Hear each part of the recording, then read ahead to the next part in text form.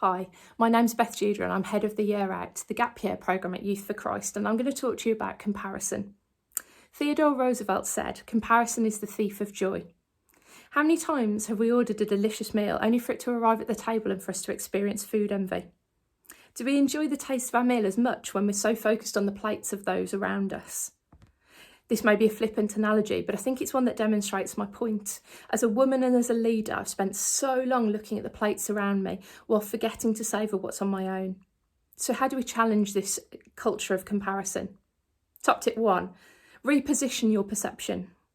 We've heard so much about the negative impact that social media can have on our mental health and well-being, but it can be easy to keep scrolling and buying into the reality of those images and captions. Our perception becomes distorted and we compare our unedited bloopers with the highlights reel of those around us. This is often applied to how people look on social media, but I think we can apply it to our whole lives. We look at the image of someone's newly refurbished living room and we compare it to the pile of papers in our own. But we also look at the photo of a leader preaching and compare it to the talk we gave the other day when no one really responded. Our perception is that their leadership is going so much more smoothly than our own, but we don't know the struggle behind that image. Top tip number 2, stay in your lane. What your friends and colleagues are called to is not necessarily what you are called to.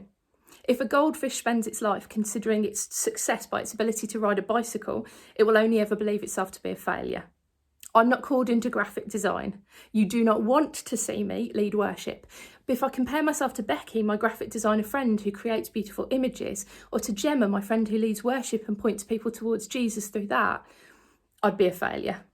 But these are not my lanes. My lanes are youth work. My lanes are pastorally supporting young adults, discipling and pushing them to go outside their comfort zones from a place of knowing that they are completely loved.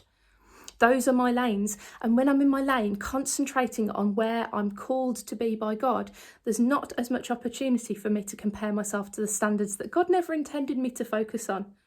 Biblically, we see this modelled so clearly in 1 Corinthians 12, where Paul compares the church to a body of many parts. Top tip 3, know who and whose you are. Staying in your lane is about recognising your calling, but knowing who and whose you are goes deeper than this.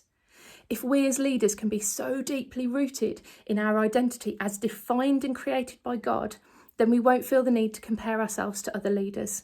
If we can live in total confidence that we are loved, accepted, forgiven, then we don't need to strive and live by comparison. We won't compare ourselves to anyone, instead seeing ourselves in the light of God's workmanship. Formed, as we read in Psalm 139, shaped and known by God, knowing who and whose we are takes the focus off the things we do, the value of what we can achieve, and refocuses it purely and simply on the fact that we are God's children, and this is where our value lies. Have a great day, everyone.